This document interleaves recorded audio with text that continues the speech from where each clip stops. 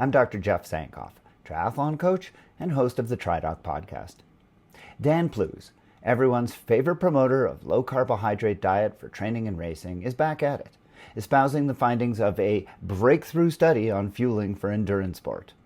The paper, published in Endocrine Reviews, purportedly turns 50 years of endurance sport nutrition on its head, suggesting that everyone has it all wrong. Performing well really isn't about carbohydrates and muscle glycogen.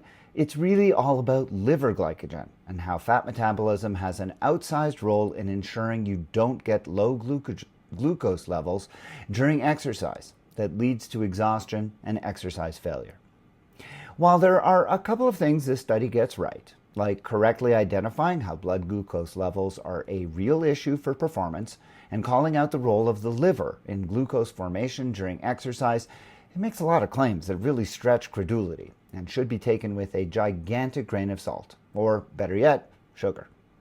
Because this is a review of other studies and not a prospective experimental evaluation of any one particular question, the authors have taken a lot of liberties in how they interpreted the available data, and in many cases, those interpretations were informed by the biases they brought with them. For example, they really undersold the benefits of high carbohydrate intake in long-duration, high-intensity racing that has been shown to be beneficial many times over. They did this by selectively mixing and matching data from different kinds of experiments to get the answer they wanted.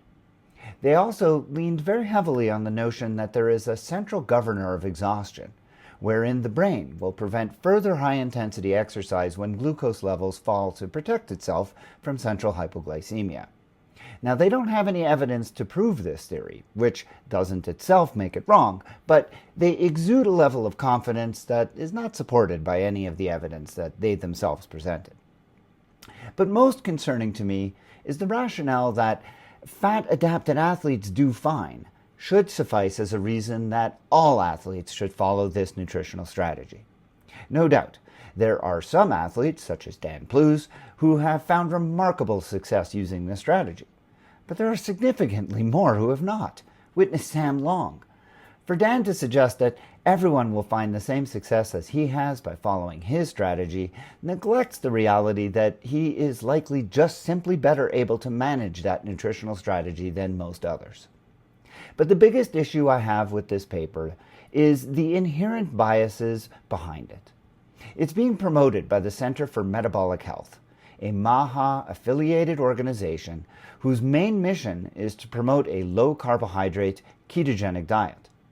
The researchers themselves disclose that they are receiving funds from patents and are the owner of companies that produce and sell exogenous ketones, and have a vested interest in promoting a low-carbohydrate diet and fueling strategy to athletes. Look, I'm not saying that this paper should be disregarded, nor am I saying that it has no value.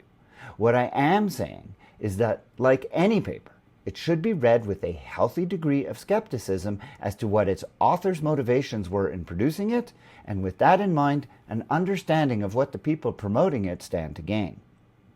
If you'd like to learn more about the science backing the methods of how and why we should train, race, and recover the way that we should in a manner that is evidence-based, unbiased, and can save you your hard-earned cash dollars, then I urge you to consider listening to the TriDoc podcast, a source of unconflicted science and entertainment on all things multisport.